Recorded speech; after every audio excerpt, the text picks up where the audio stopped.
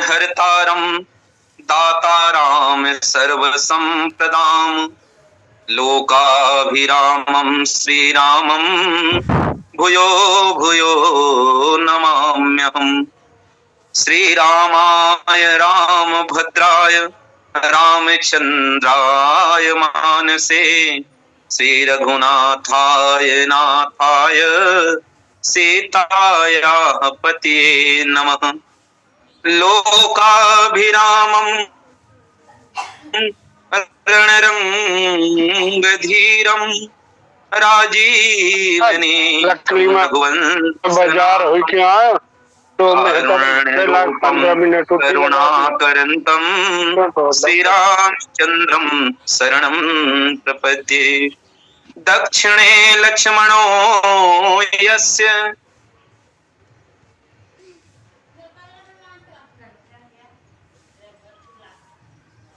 तो मारुतिर्यस्य तं वन्दे रघुनन्दन।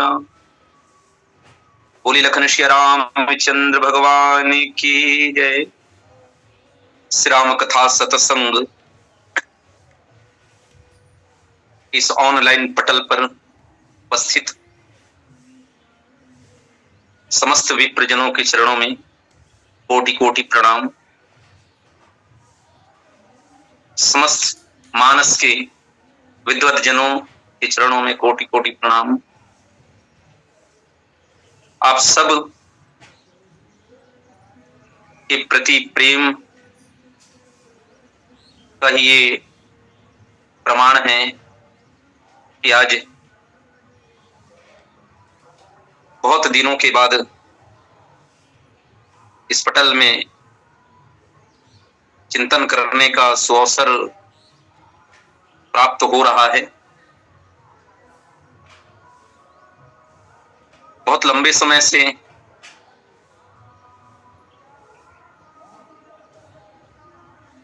अभी नहीं हो। सबसे पहले तो इसके लिए मैं हाथ जोड़कर क्षमा प्रार्थी हूं और विशेष इस पटल के संयोजक सारथी पटेल भैया को सादर प्रणाम करते हुए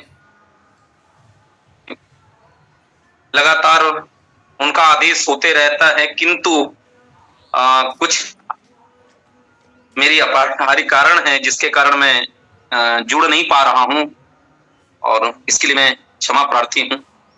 परंतु जो विश्वास पटेल भैया के द्वारा जताया गया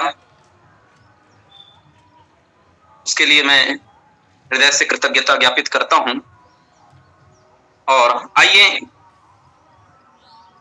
आज की जिस भाव पुष्प को लेकर, केंद्रीय भाव को लेकर, जिस पंक्ति को लेकर राम कथा के साथ चिंतन करने का, जुड़ने का जो प्रयास है, आप सभी की आशीष की कामना लिए हुए निश्चित है त्रुटियां अवश्यंभावी हैं और आप जैसे विद्वत जन सामने हैं तो साहस भी हो रहा है कि त्रुटियों की अनदेखी निश्चित होगी और साथ ही साथ पूर्ण रूपेण मार्गदर्शन प्राप्त होगा।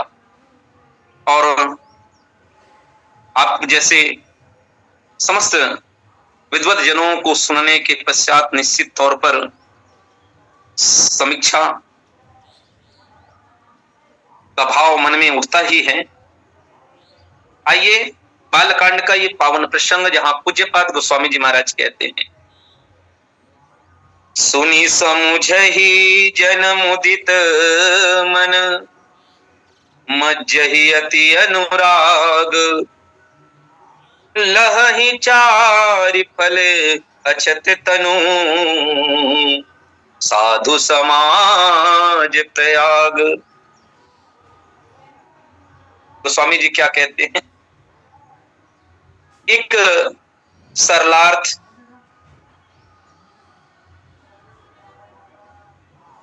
की बात जो प्रस्तुत किया कि जो मनुष्य, जो मानव संत समाज रूपी तीर्थराज प्रयाग के प्रभाव प्रसन्न मन से सुनते और समझते हैं और फिर अत्यंत प्रेम पूर्वक इससे में गोता लगाते हैं और वे शरीर के रहते रहते अर्थ धर्म काम मोक्ष चारों फल को लेते हैं। इससे पूर्व पूज्य चरण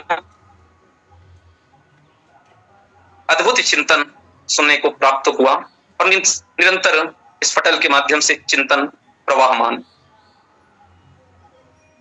तो स्वामी जी कहते हैं कि सुनी समुझहि जन मुदित मन। जो मनुष्य, जो नर नारी सुनकर समझकर संत समाज रूपी तीर्थराज के प्रभाव को जान जाता है, उसके मन जो है प्रसन्नता से भर जाता है।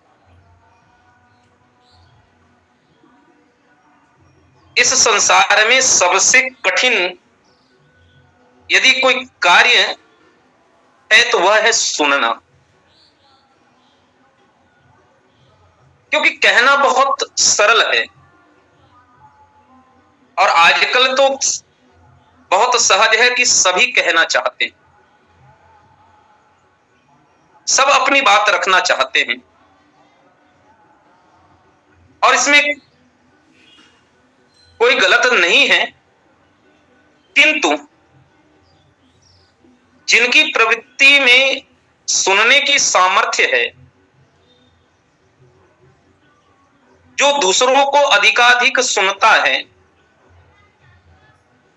निश्चित ही उनके जीवन में आमूलचूल परिवर्तन तो होता ही है। लेकिन इसमें सुनना क्या है और क्या नहीं सुनना है, यह महत्वपूर्ण है। किनकी बातें सुनना है और किनकी बातें नहीं सुनना है, यह भी महत्वपूर्ण है। यदि हम सुनना चाहते हैं तो किनकी बात सुने? इसका अर्थ यह होगा कि हम यदि किसी को हमको सुनना है तो हमको किसी की संगति करनी पड़ेगी, किसी की सनिधि करनी पड़ेगी, सानिध्य में जाना पड़ेगा। जब तक हम किसी की संगति नहीं करेंगे तब तक हम उनको सुन नहीं सकते। जब हम संगति करते हैं, जब उसकी सानिध्य प्राप्त करते हैं, तब हमको यह बोध होता है कि इस व्यक्ति का विचार कैसा है।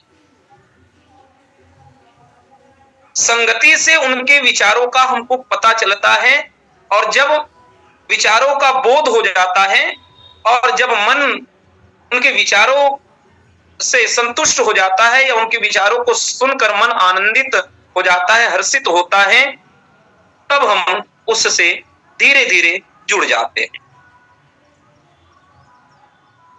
तो इसलिए सुनी समुझई जन मुदित, पहले हमको सुनने की आदत डालनी पड़ेगी, हमको अपने व्यवहार में श्रवण करने की आदत डालनी पड़ेगी। जब हम सुन लेंगे तो सुनने के बाद हमारे मन में विचार और विचारों की तरंग जब उठेगी तो फिर मन चिंतन में लगेगा और जब मन चिंतन में लगेगा, विचारों के पक्षों को हम तुला में रखेंगे तो हमको ये बोध होगा और हम फिर समझना प्रारंभ कर पाएंगे। इससे पूर्व जो बात कहेगी कि सुनी समुझई जन मुदित मन मज्जहि अति अनुराग, तो किसकी संगति करनी चाहिए, संगति किसकी होनी चाहिए, किसकी बात को हमको सुनना है और सुनकर उनकी बातों को ध्यान देना है, समझना है।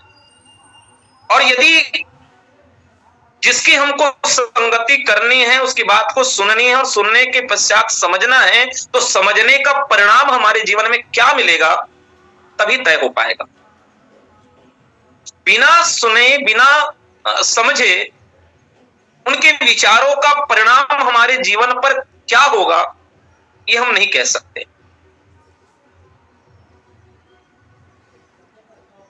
तो संगति किसकी करनी चाहिए, किसकी बात को हमको सुनना होगा, किसकी बात को हमको समझना होगा। जहां पर गोस्वामी जी ने कह दिया कि संत समाज रूपी तीर्थराज का जो प्रभाव है वह मन को आनंदित करता है। एक तीर्थ की यदि हम बातें करें तो जो हमें परिलक्षित होता है, जो हमें दिखाई देता है, जो हम तीर्थाटन करते हैं, मुख्य रूप से यदि हम कहें तो प्रयागराज, जहां पर मां गंगा, यमुना और सरस्वती निरंतर प्रवाहमान है, और विभिन्न तीर्थ स्थल जहां पर हमें देखने की इच्छा प्रकट होती है, हमारे मन में ऐसा भाव आता है कि मैं तीर्थ में जाकर दर्शन करूं।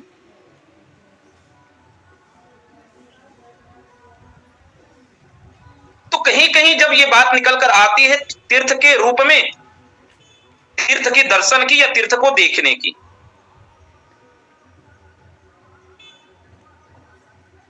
तो देखने और दर्शन करने में भी अंतर है। अक्सर ऐसा मन करता है कि बहुत दिन बीत गया, चलो कहीं देख कर आए, कहीं घूम कर आए।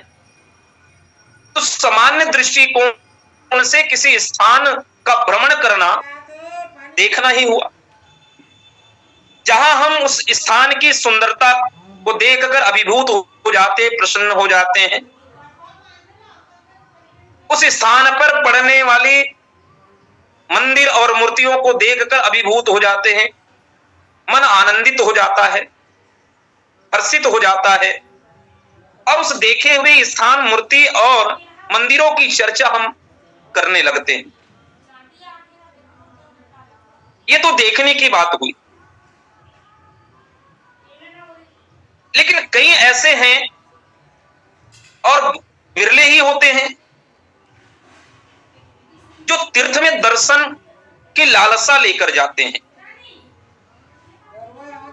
अब ये दर्शन को यदि हम देखें, दर्शन की भाव को समझने का प्रयास करें, तो जो हम देख रहे हैं उसके पीछे का तथ्य क्या है, और उस तथ्य के पीछे छुपे हुए सत्य को जानना, सत्य का बोध होना, इसे हम दर्शन कह सकते हैं। और जब सत्य का बोध हो जाएगा, दर्शन हो जाएगा, तो हमें एक अलौकिक आनंद की प्राप्ति होती है और हम अध्यात्म मार्ग के पथिक बन जाते हैं। इससे पूर्व चौपाई में पूज्यपाद गोस्वामी जी महाराज ने कहा कि अकथ अलौकिक तीरथ राहु ते सत्य फल प्रगट प्रभाव। किन तीर्थों की बात किया गया है जो तुरंत फल देने वाले हैं।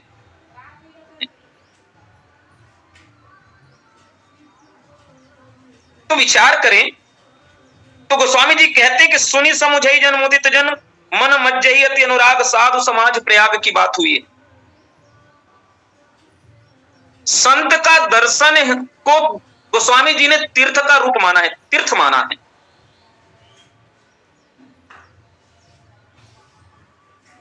और भारतीय दर्शन में, भारतीय ग्रंथों में, सनातन ग्रंथों में गुरु को तो परम तीर्थ की संज्ञा दी गई है। गुरु को परम तीर्थ की संज्ञा दी गई है, और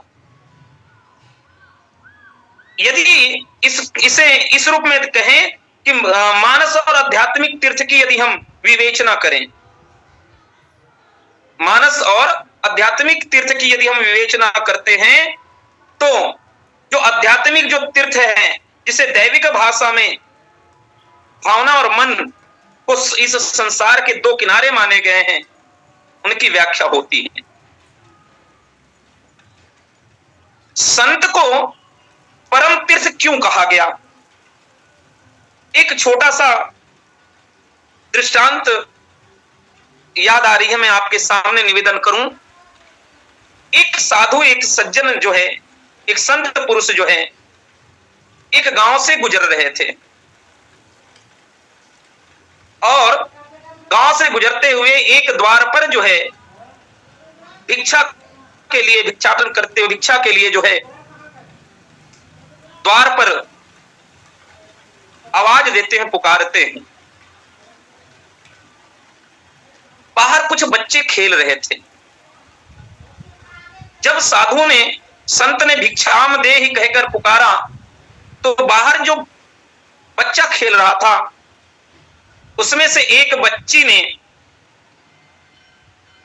उत्तर दिया कि घर में कोई नहीं है। संत चूंकि भिक्षा के लिए आए हुए हैं और घर, उस द्वार पर कोई है नहीं, उस घर में कोई है नहीं, बच्ची के द्वारा जब ये बात मालूम पड़ता है, जानकारी होती है, उस समय वह बच्ची खेल रही थी धूल से।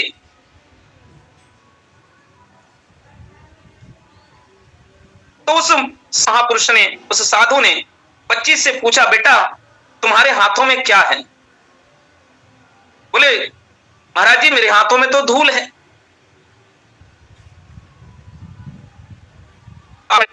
बच्ची से कहा, बेटा अपने एक मुट्ठी धूल इस पात्र में डाल दो। संत के कहा अनुसार वह बच्ची जो है एक मुट्ठी धूल जो है उस पात्र में, भिक्षा पात्र में डाल देती है। उसके, उस साधु के साथ, उस महापुरुष के साथ, संतों के साथ उनकी शिष्य की टोली थी, समूह था, उनके शिष्यगण साथ थे। यह देखकर शिष्यगणों को अच्छा नहीं लगा, ये बात उनको जची नहीं। कुछ दूर चलने के पश्चात शिष्यों ने गुरु से आग्रह किया, जब उस द्वार में कोई भिक्षा देने वाला नहीं था तो आपने उस बच्ची के हाथों से धूल भिक्षा पात्र में क्यों ग्रहण की? उस साधु पुरुष ने, उस संत पुरुष ने शिष्यों की जिज्ञासा को शांत करते हुए कहा, आज यह बच्ची इस भिक्षा पात्र में धूल, मुट्ठी भर धूल डाला है। जब यह बात वह अपने माता पिता को जब बताएगी, तब जाकर उसके माता पिता के द्वारा इस बात का पश्चाताप भी होगा और दुख भी होगा कि बच्ची के द्वारा उस साधु को अन्न का दान ना करके धूल दिया गया, तो उस बात का दुख भी होगा। और उस बच्ची को समझाया जाएगा, यदि कोई साधु पुरुष, कोई संत पुरुष कोई भिक्षा के लिए आता है तो एक मुट्ठी अन्न का दाना लेकर, अन्न चावल लेकर जो है उस भिक्षा पात्र में डालना है। कहने का भाव केवल इतना है कि जब देने की प्रवृत्ति बचपन में बीज डाली जाती है तो यह संस्कार जो है भविष्य में जाकर पल्लवित और पुष्पित होता है। संत की महिमा है कि संत को इसीलिए परम तीर्थ कहा है, गुरु को परम तीर्थ कहा है। और हम सब तीर्थ में जाकर पुण्य लाभ लेना चाहते हैं। संत को पुण्य तीर्थ क्यों कहा गया? संतों की सनिधि की आवश्यकता क्यों है? संतों के संग बैठने की आवश्यकता क्यों है? जिससे हमें चारों फल की प्राप्ति होगी। तो हमारे शास्त्रों में, हमारे ग्रंथों में ये भाव आता है कि दो मन के किनारे हैं, दो भाव किनारे कहे गए हैं तीर्थ के, एक भावना और दूसरा है मन। एक तरफ, एक किनारे की यदि हम बात करते हैं तो एक तरफ पाप है, एक पापाचार है, पाखंड है, मिथ्या जीवन है। हम कई अपने जीवन में ऐसे पाप कर्म कर जाते हैं जिसका हमें बोध भी नहीं होता, अथवा ऐसे भी पाप कर्म होते हैं जो हमारे जानते हुए होता है, हम जानबूझकर करते हैं। हमारी दुर्बुद्धि, हमारी बुद्धि के कारण हम ऐसे करनी कर चलते हैं, ऐसे कर्म कर जाते हैं, ऐसे पाप का आचरण करते हैं जिसके कारण लोगों को दुखी होना पड़ता है। हम किसी के दुख के भाजन बन जाएं ये उचित नहीं है, हम पाखंड करें ये उचित नहीं है। और आज की इस परिवेश में हम यदि देखें तो पाखंड बहुत ज्यादा बढ़ गया है, दिखावा बढ़ गई, मिथ्या जीवन हम जी रहे हैं। हमने जीवन को समझा ही नहीं। और इस तीर्थ के दूसरे किनारे पर है क्या? तो संत कहते हैं दूसरे किनारे पर यदि हम चिंतन करें तो दूसरे किनारे पर पुण्य है। पहले किनारे पर जहां पाप है वहीं दूसरे किनारे पर पुण्य है। जहां हमारी दुर्बुद्धि के कारण, कुबुद्धि के कारण पाप होने लगे थे, वहीं दूसरी ओर यदि हम तीर्थ में जाते हैं, तीर्थ का दर्शन करते हैं, यदि तीर्थ को देखने का प्रयास करेंगे तो हमारे मन में कुबुद्धि आएगी, पाप आएगी, पाखंड आएंगे और मिथ्या जीवन आएगा। लेकिन यदि तीर्थ में जाकर तीर्थ का दर्शन करने का हम प्रयास करेंगे, चेष्टा करेंगे, तो हमारे जीवन में पुण्य लाभ मिलेगा, सुबुद्धि आएगी, निर्मलता आएगी। और किसकी निर्मलता? बोले आत्मा की निर्मलता। आत्मा की निर्मलता कब आएगी? जब हम संतों का संग करेंगे, साधु पुरुषों का संग करेंगे, महात्माओं का संग करेंगे। और महात्माओं और साधु पुरुषों के संग करने से यह जीवन सफल हो जाएगा। क्योंकि हम सभी जानते हैं, कहीं हमने सुना है, कहीं हमने पढ़ा है कि पाप की एक सीमा होती है, पाप की एक सीमा होती है, लेकिन पुण्य की कोई सीमा नहीं होती। यदि मन विमल है, निर्मल है, तो निर्मल भाव से किसी की सेवा करना भी तीर्थ है। और यदि हम पाप कर्म करते हैं तो पाप कर्म करके हम सब कुछ गंवा देते हैं। इसे जीवन में कुछ प्राप्त नहीं होता, कुछ नहीं मिलने वाला। पाप कर्म की दुष्टता स्वयं के जीवन को चुभने लगता है, दूसरों के जीवन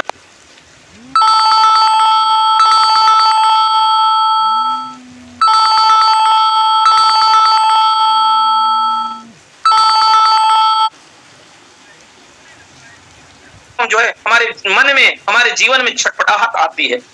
इस छटपटाहट को दूर करने के लिए हम तीर्थ की ओर भागना चाहते हैं, हम तीर्थ की दर्शन करना चाहते हैं।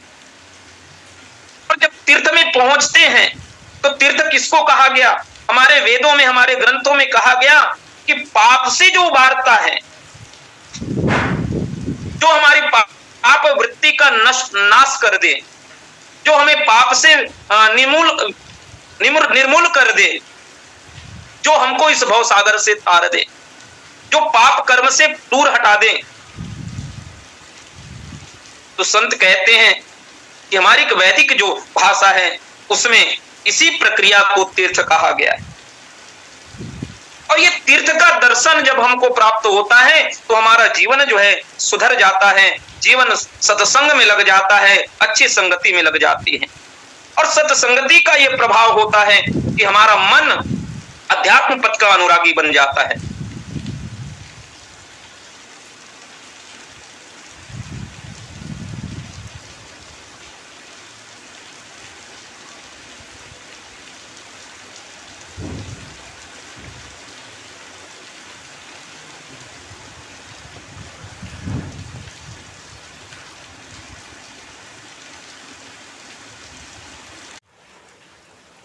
और आज की परिस्थिति में जिस प्रकार से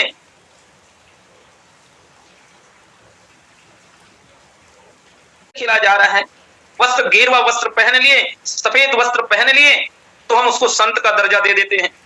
संत कहने में बहुत सहज भाव से उसको संबोधन करने में हम देर नहीं लगाते। पर क्या ऐसे लोग जो केवल अपने जीवन यापन करने के लिए, अपनी जीवनचर्या चलाने के लिए वस्त्र बदल लिए हैं, घरेलू वस्त्र को त्याग दिए हैं, श्वेत वस्त्र पहन लिए और अन्य वस्त्र पहन लिए, तो क्या हम ऐसे लोगों को संत कहें? और जिसके पास बैठकर हमारे जीवन को एक दिशा प्राप्त हो पाएगी? बहुत विरले हैं। गुरु के चरणों में बैठना, संतों के चरणों में बैठना और उसके प्रति लगन होना बहुत कठिन है। इसीलिए कहीं संत ने कहा, गुरु से लगन कठिन मेरे भाई। गुरु से लगन लगना, गुरु की बातों पर विश्वास जागृत होना बहुत कठिन है। जब ये परमात्मा की कृपा हो जाती है तभी यह संभव है।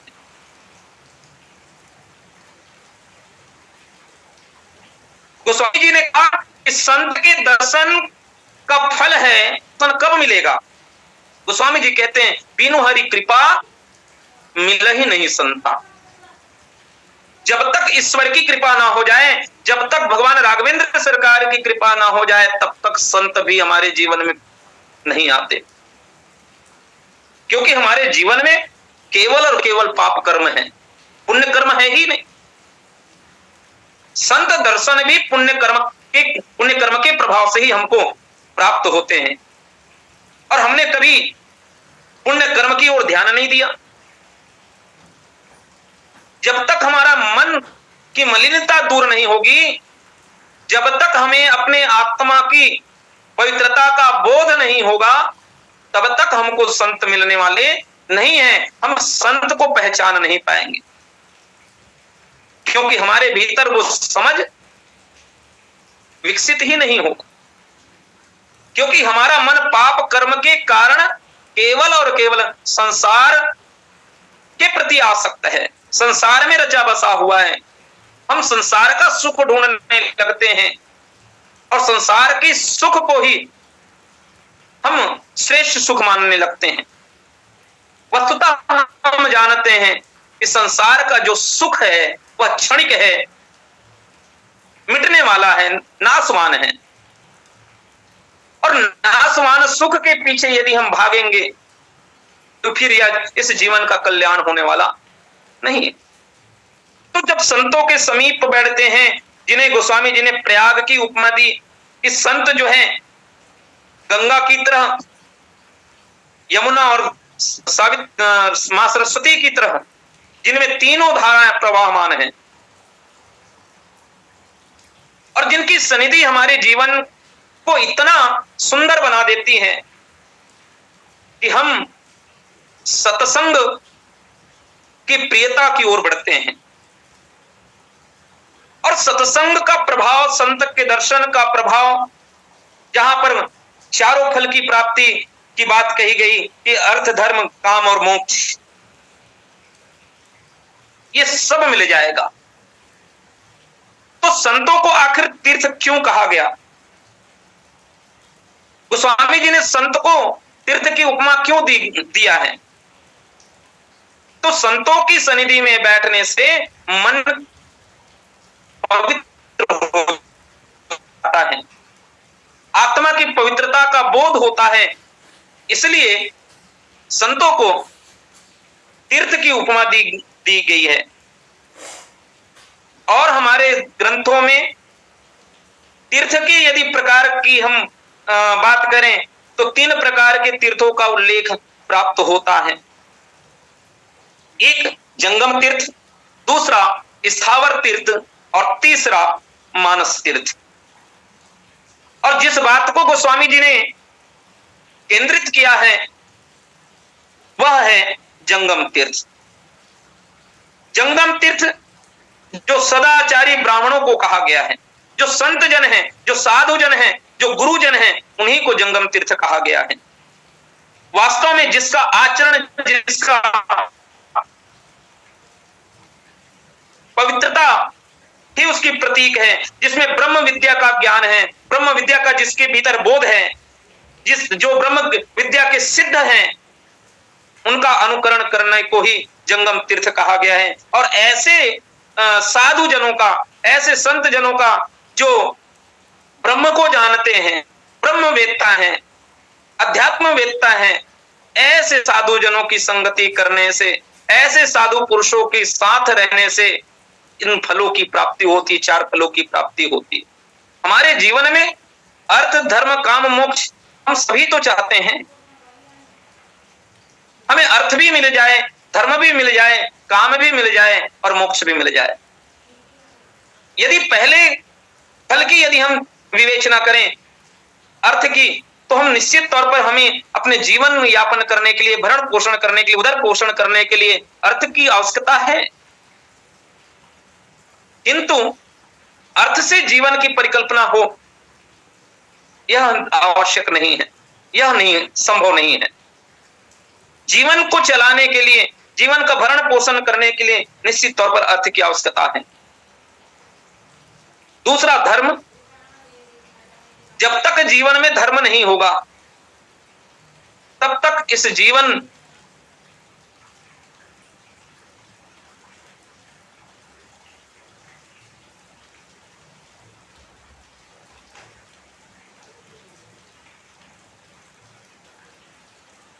मानवीय देह लेकर आए हैं, तो मानवीय देह लेगा तो कुछ न कुछ होगा, क्योंकि मानवीय देह की मतलब जैसा कि गोस्वामी जी ने कहा कि बड़े भाग मानुष तन पावत सुर दुर्लभ सब ग्रंथई गावा, साधन धाम मोक्ष कर द्वारा, जय न पाई पर लोक सवार। तो हमको जो ये मानव तन मिला है तो उसकी सदुपयोगिता कब होगी? तब जब हम संतों की सनिधि प्राप्त करके परमात्मा का भजन करेंगे, परमात्मा के चरित्र का अवगाहन करेंगे, परमात्मा के नाम समूह का गुणगान करेंगे, आध्यात्मिक पथ का पथिक बनेंगे। अन्यथा इस संसार में बहुधा तो यही मिलता है कि नर तन पाई विषय मन देई, पलटी सुधा सम सठ विसले। इस नर्तन को प्राप्त करके हम कर क्या रहे हैं? तो गोस्वामी जी कहते हैं नर्तन पाई विषय मन ले, हमने अपने आप को विषयों में ही डुबा रखा है। और जब तक यह मन विषयों में लगा रहेगा, विषयों में डूबा रहेगा, तब तक हमारा कल्याण होने वाला नहीं है। न तो साधु की संगति हमको अच्छी लगने लगेगी, क्योंकि हमारा मन तो आसक्त है विषयों के प्रति। तो साधु की संगति, साधु की बात, साधु की वचन भी हमको ठीक नहीं लगेंगे, अच्छे नहीं लगेंगे। यदि साधु ने जो सत्य बात कही तो वह भी हमको कड़वा लगेगा। तो साधु की बात, संत की बात, गुरु की बात हमको मृदुल कब लगेगा, हमारे लिए लाभप्रद कब लगेगा? जब हम मन की मलिनता को दूर करेंगे, हम अपने विषयों की आसक्ति को दूर करेंगे। तो नर्तन पाई विषय मन ले ही, क्या हमारा जीवन, ये मानव तन जो मिला है, विषयों को जीने के लिए मिला है? केवल विषयों में अपने आप को संतुष्ट करने के लिए मिला है? यदि हम विचार करते हैं तो निश्चित तौर पर हमें यह बोध तो होता है कि यह संसार का जो विषय है वह एक दिन समाप्त हो जाना है। यह संसार का सुख एक दिन मिट जाना है। यह संसार मिथ्या है। जिसे भगवान शंकराचार्य ने कहा कि ब्रह्म सत्यम जगत मिथ्यम, केवल इस संसार में यदि कोई सत्य है तो वह ब्रह्म है। और उस ब्रह्म का परिचय कौन कराता है? बोले संत कराते हैं, गुरु कराते हैं। तो संतों के समीप बैठने का पहले क्या मिला कि हमें ब्रह्म तत्व से हमको परिचय मिला। गुरु जो है हमें ब्रह्म तत्व से परिचय कराता है, अध्यात्म जगत की उन गुण विवेचनाओं को हमारे सामने रखता है जो हमारे इस जीवन को प्राप्त करने के सही आशय को प्रतिपादित करता है। अन्यथा हमारा जीवन यूं ही संसार में भटकता हुआ बीतते रहता है। तो नर्तन पाई विषय मन ले, पलटी सुधासम सठ विसले। इसका अर्थ है कि यदि हम विषयों में अपने जीवन को लगाकर रखे हैं तो हमने केवल और केवल अपने जीवन में विष ही ग्रहण किया है। और इस संसार में यदि कहा जाए एक विष का प्याला रख दिया जाए और एक अमृत का प्याला रख दिया जाए और कहा जाए कि विष की प्याला और अमृत के प्याला में किसी एक का चुनाव कर लो, जो तुमको अच्छा लगे पी लो, तो हम में से कोई ऐसा नहीं होगा जो विष के प्याला को ग्रहण करना चाहेगा। कौन जहर पीना चाहेगा? क्योंकि हमको पता है यदि हम विष को ग्रहण करते हैं, विष को पी जाएंगे, जहर को पी जाएंगे तो हमारी मौत निश्चित है। पल भर में हम मौत के गाल में चले जाएंगे, यह जीवन समाप्त हो जाएगा। इस संसार में आने की काल अवधि समाप्त हो जाएगी। अर्थात कहने का अर्थ यह है कि यह जो विष है, जो जहर है, वह हमारे जीवन को समाप्त कर देता है, हमारे जीवन के विचारों को समाप्त कर देता है। अच्छे विचारों को अपने, यदि हम अमृत की प्याला का चयन करते हैं तो अमृत की प्याला हमें जीवन देता है, हमारे जीवन को पोषक बनाएगा। और ये अमृत क्या है? संतों की विचार ही अमृत है, गुरु के विचार ही अमृत है, जिन पर बिना किसी तर्क वितर्क के उनकी बातों को आत्मसात कर लेना, उनकी बातों पर विश्वास कर लेना। किनकी? बोले संतों की। कैसे संतों की? जिसको जंगम तीर्थ कहा गया है, जो ब्रह्म ज्ञानी है। चलते फिरते वेश बदलकर चलने वाले संतों की बात नहीं कही गई है। जो वास्तव में संत हैं, जो ब्रह्म ज्ञानी हैं, ऐसे संतों की अमृतमयी वाणी हमारे जीवन को प्रेरणा देती, हमारे जीवन में आमूलचूल परिवर्तन कर देता है। लेकिन ये विष क्या है? बुरे लोगों की संगति में बुरे लोगों के द्वारा कही गई वाणी जो हमारे जीवन को क्या कर देती है? खराब कर देती है, जो हमारे जीवन के लिए हानिकारक है, हानिप्रद है। और ऐसे लोगों की यदि हम संगति करेंगे, बुरे विचारों को यदि हम आत्मसात करेंगे, तो यह जीवन समाप्त हो जाएगा, जीवन नष्ट हो जाएगा। और हम सब अपने जीवन से प्रेम करते हैं, और जीवन से प्रेम करना चाहिए। और हम इस संसार में कौन मरना चाहता है? कोई मरना भी तो नहीं चाहता। सबको मौत की डर लगी रहती है, मौत का भय बना रहता है। जीवन से प्रेम क्यों करना चाहिए? जीवन के प्रति हमारी प्रीति क्यों होनी चाहिए? क्योंकि यह ईश्वर का दिया हुआ है, भगवान का